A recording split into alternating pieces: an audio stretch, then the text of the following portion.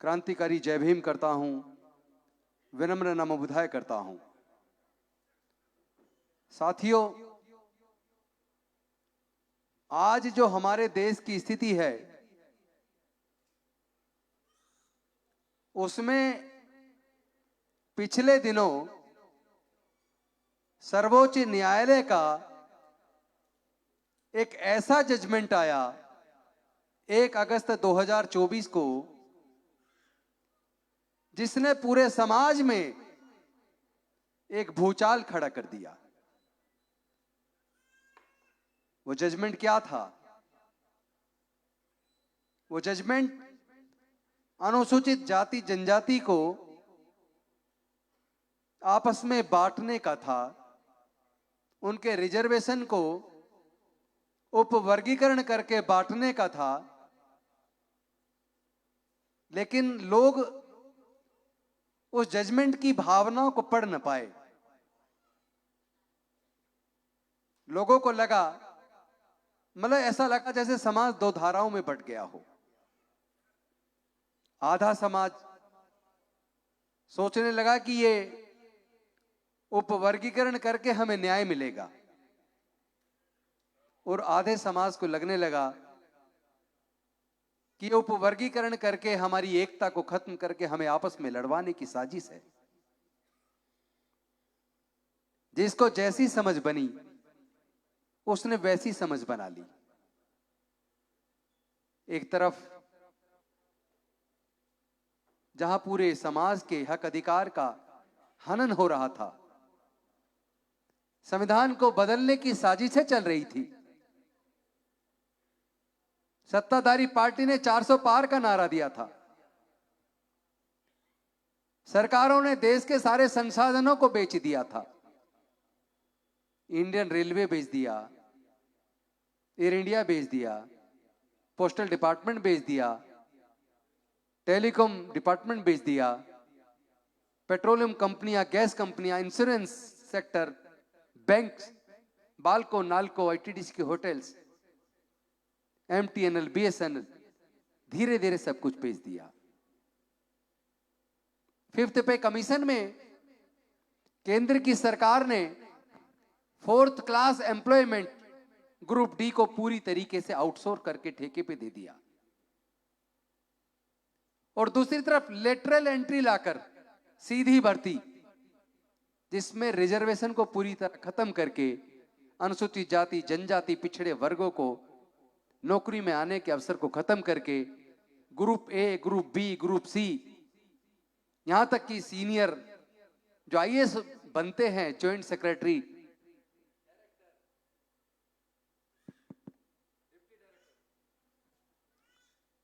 Joint secretary, director, deputy director, वहां सीधी भर्ती रिजर्वेशन को दरकिनार करके करना शुरू कर दिया। तो इस तरीके से ठेकेदारी प्रथा लाकर नौकरियों के अवसर को तो एक तरफ खत्म किया गया, नौकरियां तो बची नहीं, ऊपर से सर्वोच्च न्यायालय ने ऐसा जजमेंट दिया जैसे कि वो अनुसूचित जाति से कुछ ज्यादा ही प्यार करने लगा हो, जैसे कि हमारे मुद्दों पर बेहद चिंतित हो, और उसने चिंता जाहिर की कि रिजर्वेशन का लाभ अनुसूचित जाति जनजाति के कुछ ही वर्गों को मिला है, जो वर्ग पीछे छूट गए हैं उनके लिए सब कैटेगरी बनाकर, सब क्लासिफिकेशन करके रिजर्वेशन को बांट के उनको भी आगे लाने का सरकारों की जिम्मेदारी है। और जो विषय सर्वोच्च न्यायालय के सामने विचाराधीन भी नहीं था, विचाराधीन ही नहीं था, वो भी सजेशन दे डाला कि सरकारों को क्रीमी लेयर अनुसूचित जाति जनजाति में भी लागू कर देना चाहिए। लेकिन मैं पूछना चाहता हूं, सर्वोच्च न्यायालय, उच्च न्यायालय में अब तक जो हजारों जज बने हैं, उसमें सुप्रीम कोर्ट में सैकड़ों जज आजादी से आज तक बने हैं, और उन सैकड़ों जजों में अनुसूचित जाति जनजाति पिछड़ा वर्ग, जिसकी जनसंख्या 85% है, उससे सैकड़ों लोगों में आज तक मुश्किल से 8 से 10 लोग सुप्रीम कोर्ट के जज बने हैं। हाई कोर्ट के अंदर जो जजेस बने हैं पूरे देश के, राज्यों के हाई कोर्ट्स में अब तक हजारों जज बने हैं। हजारों जजों में चंद लोग SC ST OBC के हाई कोर्ट में जज बने हैं। जानते हैं इसका कारण क्या है? क्योंकि सुप्रीम कोर्ट हाई कोर्ट में जज बनने का रास्ता कॉलेजियम से निकलता है, और कॉलेजियम के अंदर अनुसूचित जाति जनजाति पिछड़े वर्ग का कोई प्रतिनिधित्व नहीं है। अगर सर्वोच्च न्यायालय को इतनी ही चिंता है तो कॉलेजियम सिस्टम को खत्म करे और अनुसूचित जाति जनजाति पिछड़े वर्ग के लोगों को भी हाई कोर्ट सुप्रीम कोर्ट में जज बनाने का पहले रास्ता बनाए। पहले खुद सुप्रीम कोर्ट से शुरुआत करे, हाई कोर्ट से शुरुआत करे, उसके बाद तमाम नौकरियों के अंदर उपवर्गीकरण करके न्याय देने की बात करें। लेकिन इससे भी ज्यादा एक चिंता की और बात है, उनकी नीयत अनुसूचित जाति जनजाति को आगे बढ़ाने की नहीं है। अगर उनकी नीयत अनुसूचित जाति जनजाति पिछड़े वर्गों को आगे बढ़ाने की होती तो 4th क्लास एम्प्लॉयमेंट को पूरी तरह आउटसोर्स करके ठेके पे भर्ती ना होती, क्योंकि वहां तो कंपनियां अपना भर्ती करती हैं, उसमें तो कोई रिजर्वेशन नहीं है। और बाकी में वो लेटरल एंट्री ना लाती। एक छोटी सी तस्वीर आपके सामने प्रस्तुत करूंगा। वैसे तो इतना विस्तार पूर्वक बड़ा मुद्दा है कि मुझे कई घंटों लगेंगे, लेकिन मैं बहुत कम शब्दों में एक छोटी सी तस्वीर आपको उदाहरण के लिए पेश करना चाहता हूं, ताकि आपको वास्तविकता पता चले कि देश की वास्तविक स्थिति क्या है। अगर केवल जो पब्लिक सेक्टर अंडरटेकिंग है उसके अंदर केवल अगर मैं 10 नेशनलाइज्ड बैंक की बात करूं तो 10 नेशनलाइज्ड बैंक के अंदर चीफ जनरल मैनेजर के 147 पद हैं। चीफ जनरल मैनेजर के 147 पद हैं, उसमें से जनरल कैटेगरी के 135 हैं, 92%। ओबीसी के 3 पद हैं, केवल 147 में से केवल 2%। अनुसूचित जाति के 9 लोग हैं चीफ जनरल मैनेजर, केवल 6%। और अनुसूचित जनजाति का 0, एक भी चीफ जनरल मैनेजर नहीं है। जनरल मैनेजर के पद इन 10 नेशनलाइज्ड बैंक में 667 हैं। 667 में से 588 जनरल कैटेगरी के, यानी 88% पे कब्जा। 12 लोग ओबीसी के, जो केवल 2% है। 52 लोग अनुसूचित जाति से, जो केवल 8% है। 14 लोग अनुसूचित जनजाति के, जो केवल 2% है। अगर माननीय सर्वोच्च न्यायालय को इतनी ही चिंता है तो अनुसूचित जाति जनजाति के अंदर क्वालिफाइड लोगों में से जो इन पदों के लिए काबिलियत रखते हैं, कम से कम इसके अंदर तो उनको हिस्सेदारी भागीदारी दिला दो। देश में जितने यूनिवर्सिटीज हैं उसके अंदर वाइस चांसलर तो देखने को ही नहीं मिलता अनुसूचित जाति जनजाति और पिछड़े वर्गों में से, जिनकी जनसंख्या 85% है। और पूरे देश में सैकड़ों की मात्रा में वाइस चांसलर हैं। 1-2 वाइस चांसलर बड़ी मुश्किल से ढूंढने से अनुसूचित जाति जनजाति और पिछड़े वर्ग का मिलता है। तो मेरा अनुरोध है सर्वोच्च न्यायालय से कि कम से कम देश की यूनिवर्सिटीज का वाइस चांसलर में हमारा भी हक दिलवा दो। और अगर इतना चिंतित हो तो एक डाटा और आपके सामने रखता हूं। जनवरी 2003 में सेंट्रल गवर्नमेंट की जो नौकरियां थी, A, B, C और D तीनों मिलाकर 33,95,476 थी। 33,95,476, जो जनवरी 2013 में 10 साल बाद घटकर 26,29,913 रह गई और डी ग्रुप पूरी तरह बंद कर दिया। और 2021 में, जो 2003 में केंद्र सरकार में 33,95,476 नौकरियां थी, वो घटकर जनवरी 2021 में 18,78,822 रह गई। इसका मतलब आधी से ज्यादा सरकारी नौकरियां तो केंद्र सरकार ने बंद कर दी। तो इतनी हकमारी हो रही है, सर्वोच्च न्यायालय चिंतित है, केंद्र सरकार, सारी राजनीतिक पार्टी चिंतित है, तो फिर नौकरियां कहां, कौन खा गया? इसका तो खुलासा करना पड़ेगा कि नौकरियां खा कौन गया। चिंता वास्तव में है या चिंता करने का दिखावा है? सच्चाई तो यह है, अनुसूचित जाति जनजाति को आपस में लड़वाने की साजिश है। ये बंटवारा हमारे लोगों को न्याय नहीं दे सकता, ये धोखा है। एक और डाटा आपके सामने रखता हूं और आप चौंक जाएंगे। स्वीपर की नौकरी, सफाई कर्मचारी की नौकरी, केंद्र सरकार के पास 2003 में 73,881 होती थी, जिसमें से अनुसूचित जाति के केवल 58.73% लोग थे। 58.73% लोग थे। और ओबीसी के जनरल कैटेगरी के 46,645 लोग स्वीपर की नौकरी कर रहे थे। स्वीपर की, जनरल कैटेगरी के लोग स्वीपर की वैकेंसी पर नौकरी कर रहे थे 46,445 और अनुसूचित जाति के कर रहे थे 73,881, जनजाति के कर रहे थे 5605।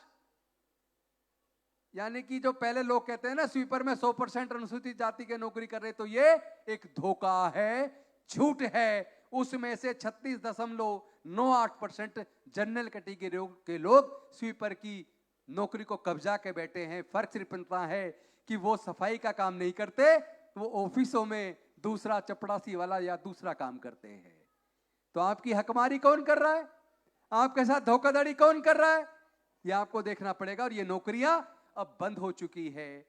और इससे भी बड़ा आंकड़ा बताता हूं, जो 2003 में सफाई कर्मचारी के तौर पर अनुसूचित जाति के 73,881 लोग केंद्र सरकार में नौकरी करते थे, उनकी नौकरियां खत्म होते होते 2021 में केवल 14,534 लोग सफाई कर्मचारी की नौकरी कर रहे हैं। 73,000 में से लगभग 49,000 नौकरी तो आपकी पहले ही सफाई कर्मचारी की भी खत्म कर दी गई है। क्या इसकी चिंता आपको नहीं होनी चाहिए? क्या आपकी हकमारी कौन कर रहा है?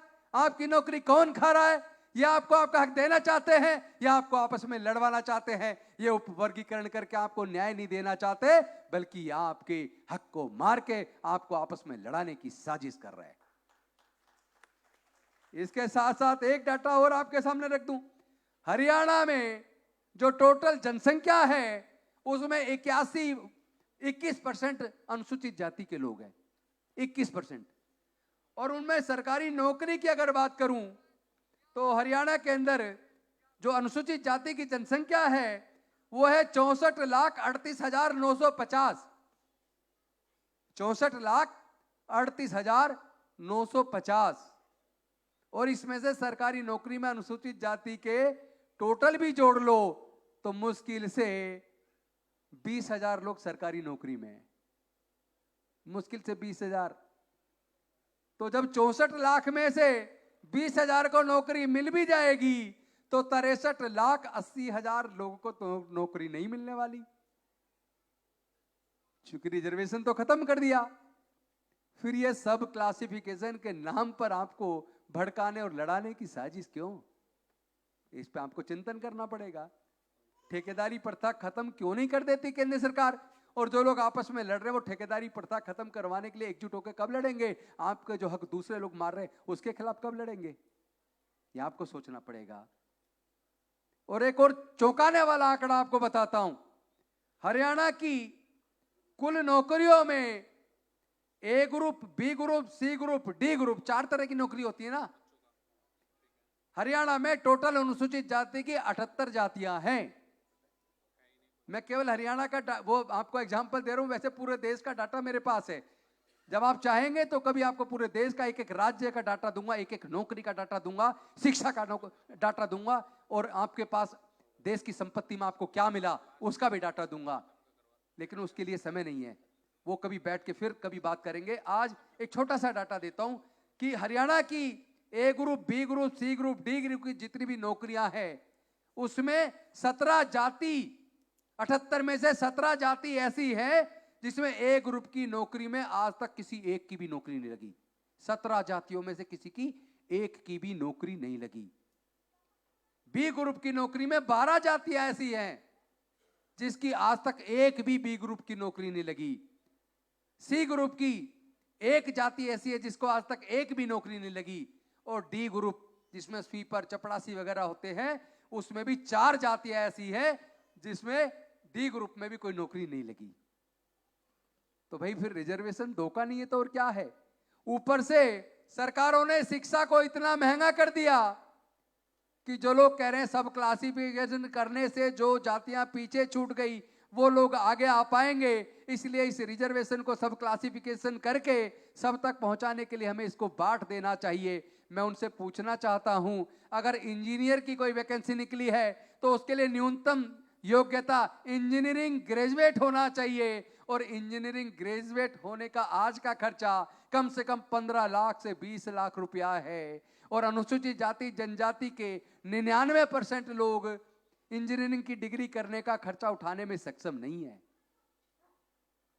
अगर जज बनना चाहते हैं, वकील बनना चाहते हैं, नेशनल यूनिवर्सिटी में एडमिशन लेना चाहते हैं, तो एक लॉ ग्रेजुएट बनने के लिए 5 साल की डिग्री करने के लिए एक बच्चे को कम से कम 20 लाख रुपया खर्च करना पड़ेगा नेशनल लॉ यूनिवर्सिटी के अंदर। और उससे पहले कोचिंग में कम से कम 3 lakh, engineering, medical, civil services या किसी भी तरह का कॉम्पिटिटिव एग्जाम्स की कोचिंग लेनी हो तो 50,000 से लेके 5 लाख तक पहले कोचिंग का खर्चा। और कोचिंग में पास हो जाओगे, इंजीनियरिंग में, मेडिकल में, मैनेजमेंट में, लॉ में, तो आपको 15 लाख से लेके 50 लाख तक रुपया चाहिए एक डिग्री करने के लिए। तो मैं पूछना चाहता हूं, जो लोग कह रहे हैं कि इनको न्याय देने के लिए सब क्लासिफिकेशन कर रहे हैं, मैं पूछना चाहता हूं कि उस अमुक नौकरी के लिए जो न्यूनतम क्वालिफिकेशन चाहिए, उस क्वालिफिकेशन को अर्जित करने के लिए जो 15 लाख, 20 लाख, 25 लाख, 30 लाख चाहिए, अनुसूचित जाति जनजाति के 99% लोग वो लाखों रुपए का खर्चा करके वो डिग्री हासिल नहीं कर सकते, तो उनको हक मिलेगा कैसे? क्या सरकार के पास कोई योजना है? क्या सरकार ने कोई स्टडी कराई है? क्या सर्वोच्च न्यायालय के सामने जब ये केस आया तो क्या अनुसूचित जाति जनजाति को क्या उस केस में सुनवाई का मौका मिला? क्या किसी सरकार ने सुप्रीम कोर्ट के सामने कोई ऐसा सर्वे, ऐसा डाटा बताया कौन सी जाति को सरकारी नौकरियों में कितना प्रतिशत मिला? नहीं मिला तो उसके कारण क्या है? अगर वो पढ़ नहीं पा रहे हैं तो उसके पढ़ाने की सरकार के पास क्या योजना है?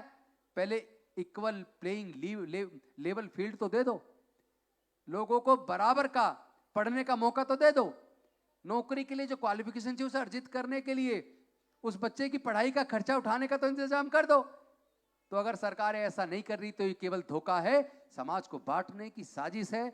मेरा निवेदन है अपने समाज के लोगों से, अनुसूचित जाति जनजाति की जितनी भी जातियां हैं, कोई भी ये ना समझे कि ये जजमेंट उनको न्याय देने वाला है। नहीं, न्याय देने वाला नहीं, बल्कि उनको आपस में लड़वाने वाला है। अगर सरकारें वास्तव में चिंतित है, अगर सर्वोच्च न्यायालय वास्तव में चिंतित है, तो पहले इन तमाम अनुसूचित जाति जनजाति की और बाकी भी जातियों का पहले जाति जनगणना करनी पड़ेगी। उनका आर्थिक और शैक्षणिक सर्वे करना पड़ेगा। किसके पास जल जंगल जमीन में कितना हिस्सा आया वो सारा सर्वे करना पड़ेगा। वो पूरा का पूरा डाटा सुप्रीम कोर्ट के सामने रखना पड़ेगा। और सरकार को उसके बाद जो जातियां पिछड़ गई हैं उनके बच्चे पढ़ के उस कंपटीशन के लायक बनेंगे कैसे, उसका इंतजाम करना पड़ेगा। उसके बाद मैं भरोसे के साथ कह सकता हूं, अगर तमाम अनुसूचित जाति जनजाति के लोगों को बराबर का पढ़ने का, इक्वल क्वालिटी एजुकेशन दे देंगे, पढ़ने का मौका दे देंगे, तो आपको सब क्लासिफिकेशन करने की, उपवर्गीकरण करने की जरूरत नहीं पड़ेगी। जो पढ़ेगा वो बढ़ेगा। क्योंकि नौकरी के लिए जो न्यूनतम क्वालिफिकेशन चाहिए उस क्वालिफिकेशन में कोई जाति नहीं देखेगा, केवल अनुसूचित जाति देखेगा, कोई भी बैठ सकता है। उसमें न्यूनतम मार्क्स भी चाहिए, उस एग्जाम को क्वालिफाई करना पड़ेगा। जो बच्चा काबिल होगा वो क्वालिफाई कर जाएगा। अगर इसको सब क्लासिफिकेशन कर भी दोगे तो जो बच्चा उस एग्जाम को पास नहीं कर पाएगा तो क्या उसकी नौकरी लग जाएगी? एग्जाम तो पास करना कंपलसरी है ना। तो अगर एग्जाम भी पास करने के लायक नहीं बनाओगे उस बच्चे को, तो क्या सब क्लासिफिकेशन से भी उसको न्याय मिलेगा? इसके साथ साथ अंतिम बात कहूंगा, ये जो सब क्लासिफिकेशन धोखा क्यों है? ये धोखा इसीलिए है कि आज सरकार के पास देने के लिए नौकरियां तो है ही नहीं, और अगर कहीं नौकरी निकलती है तो रिजर्व सीट 1 मिलती है, कहीं 2 मिलती है, कहीं 3 मिलती है, कहीं 4 मिलती है। अब हजारों नौकरियां नहीं निकलती है अनुसूचित जाति जनजाति की, पिछड़े वर्गों की, कहीं 2, कहीं 4, कहीं 5, कहीं 6। कभी कभी कुछ जगह होती है जैसे रेलवे में निकल गई, वैसे तो आधा रेलवे बिक चुका है, लेकिन जो बचा है उसमें, बैंकिंग सेक्टर आधे से ज्यादा बिक गया, उसमें निकलती हैं। तो जहां निकलती हैं, या टीचर्स की वैकेंसी निकलती है, वहां निकलती है, उसके लिए लाखों लाख बच्चे बीएड करके, सीटेट करके लाइन में लगे हैं। और वहां भी आपने देखा यूपी के अंदर किस तरह 8,000 उनकी नौकरियां खा गई, वहां की यूपी की सरकार 8,000 नौकरियां खा गई। तो धोखा तो खुलेआम हो रहा है। लेकिन बाकी ज्यादातर नौकरियां तो ऐसी है, कहीं 1 वैकेंसी, कहीं 2 वैकेंसी, कहीं 3 वैकेंसी।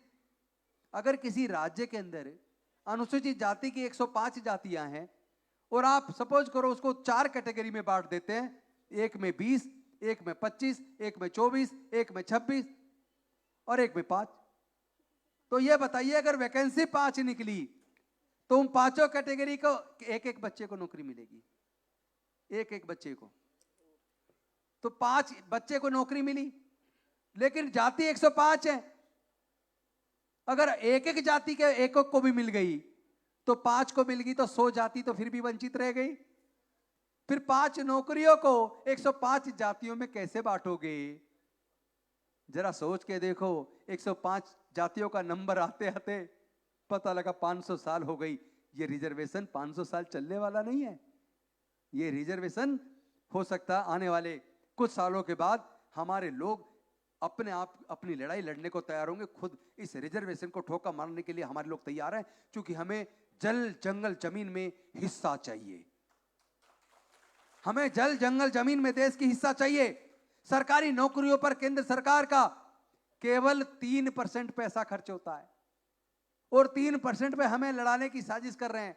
मैं कह रहा हूं 3% के इस धन पे लड़ने की बजाय 97% में आपकी जो हकमारी हो रही है, उस 97% पे हमें अपना हिस्सा चाहिए। देश की खेती की जमीन में हिस्सा चाहिए, इंडस्ट्री में हिस्सा चाहिए, व्यापार में हिस्सा चाहिए, सरकारी कॉन्ट्रैक्ट्स में हिस्सा चाहिए। जहां लाखों करोड़ रुपया है, अरबों खरबों रुपया है, उसमें तो हमारी हिस्सेदारी की कोई बात ही नहीं कर रहा। ना कोर्ट कर रहा है, ना सरकारें कर रही है। शिक्षा महंगे करके शिक्षा छीन रही है। साथ ही साथ सरकारी नौकरियों को प्राइवेटाइज करके नौकरियों के अवसर कम कर रही है। ऊपर से उपवर्गीकरण के नाम पर हमारे लोगों को लड़ाने की साजिश कर रही है। अभी आपने देखा होगा एक मिस्टर चौधरी, बाटा सीट है एक मथुरा के अंदर, और वो मिस्टर चौधरी मायावती जी को करप्ट कह के उनका भुला भरा करके उनको अपमानित करने की बात कर रहे हैं। अरे भाई, पूरे देश का धन, पूरे देश का सारा पैसा लूट के तुम लोग खा गए, और हमारे समाज की बहन बेटी अगर मुख्यमंत्री बनी, आप उसको करप्ट कहते हो? शर्म नहीं आती है आपको? ये हमें स्वीकार नहीं है। हम अपनी बहन का सब अपमान स्वीकार नहीं है। हम अनुसूचित जाति, जनजाति, पिछड़े वर्ग और माइनॉरिटीज के लोगों से एक अपील करना चाहते हैं, और अपील यह है कि धार्मिक जुलूसों में अपने बच्चों को भेजना बंद कर दो। जहां भी दंगे हों, दंगों में अपने बच्चों को भेजना बंद कर दो। कावड़ लेने के लिए अपने अनुसूचित जाति, जनजाति, पिछड़े वर्ग के बच्चे ही क्यों जाते हैं? अपनी पढ़ाई छोड़ते हैं, नौकरी वाली अपनी कामधंधा छोड़ते हैं, 5-10 हजार अपना बर्बाद करते हैं। लेकिन क्या एक भी आदमी अनुसूचित जाति, जनजाति, पिछड़े वर्ग का जो कावड़ लेकर आया, क्या वो अरबपति बना, करोड़पति बना? जो अरबोपति हैं, करोड़ोपति हैं, जो मंदिरों का सारा चढ़ावा खा जाते हैं, ब्राह्मण बनिया ठाकुर के बच्चे तो कावड़ लेने नहीं जाते, उद्योगपतियों के बच्चे तो कावड़ लेने नहीं जाते, पूंजीपतियों के बच्चे तो कावड़ लेने नहीं जाते, नेताओं के बच्चे तो कावड़ लेने नहीं जाते, अफसरों के बच्चे तो कावड़ लेने नहीं जाते। फिर हमारे अनुसूचित जाति, जनजाति, पिछड़े वर्ग के बच्चे कावड़ लेने क्यों जाते हैं? बताइए, क्या ये मेरा सवाल जायज है या नहीं है? जायज है? जायज है ना? तो अपने लोगों को अंधकार, अंधविश्वास, पाखंडवाद से बाहर निकालना है। अपने लोगों को अपना हक मांगना है। दिल्ली बार एसोसिएशन या स्टेट बार एसोसिएशन में कहीं पे रिजर्वेशन नहीं है।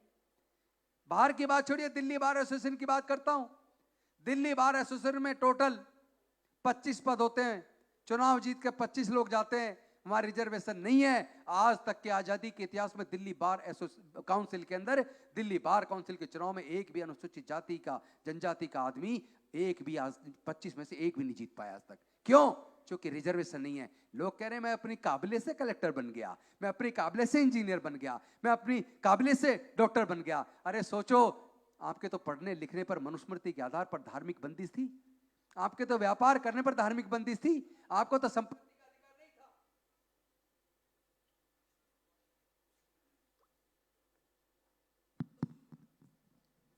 तो चूंकि आपको मनुस्मृति के आधार पर न पढ़ने का अधिकार था, न संपत्ति का अधिकार था, न व्यापार का अधिकार था, इसीलिए ये हजारों साल की बंदिश की वजह से हमारे लोग पढ़ नहीं पाए।